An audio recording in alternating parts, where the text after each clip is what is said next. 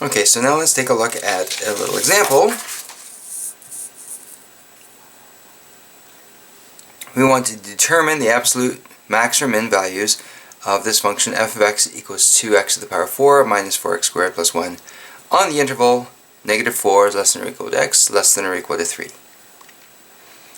So what did step 1 tell us to do on the other page? Well, because this is calculus, when in doubt, take the derivative. So f prime of x is x cubed minus 8x, and we're done.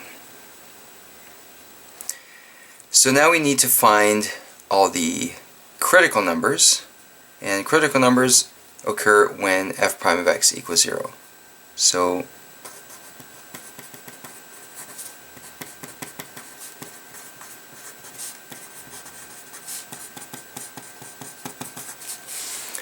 we're going to set this first derivative equal to 0,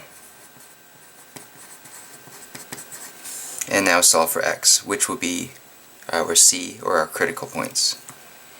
So factor out an 8x there.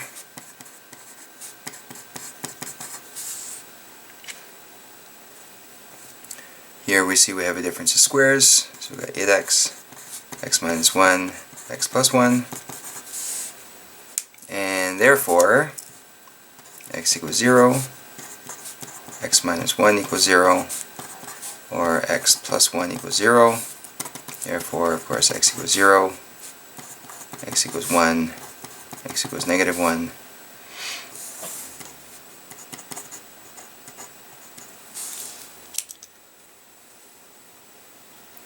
So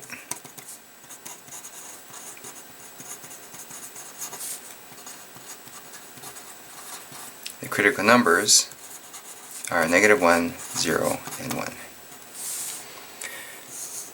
So now what we're going to do is we're going to evaluate, for step 2, this function f of x at the two endpoints, -4 and 3, and at all three of these critical numbers. Okay? So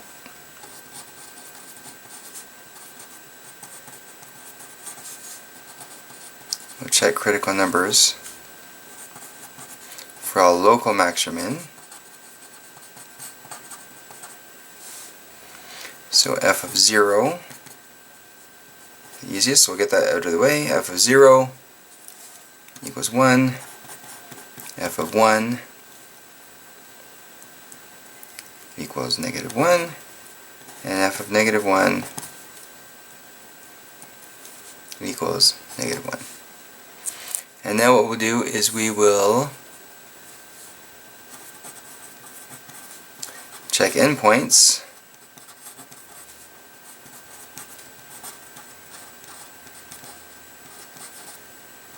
for possible absolute max or min. Now it may turn out that one of these local max or mins is the actual absolute max or min, but we also want to check the two endpoints just to see if they may have larger or smaller values than these values here.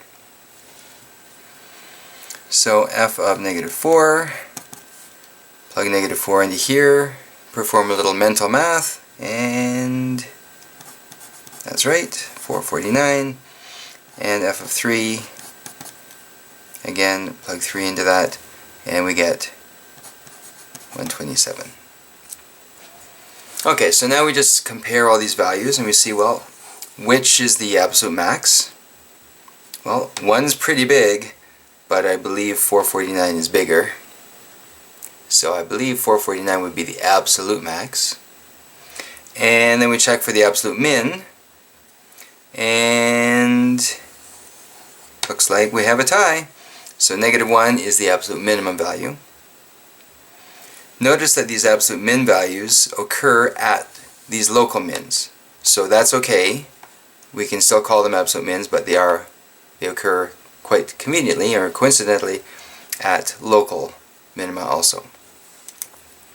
Okay, so now we just have to kind of sum all this stuff up. So the absolute maximum, I guess, of f on -4 less than or equal to x less than or equal to 3 is 449. The absolute minimum of f on the same interval is -1. Now we'll also take a look at the local minima and maxima. So the local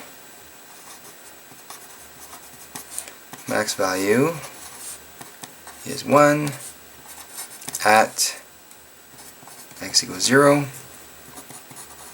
and the local min value, remember the values are y values,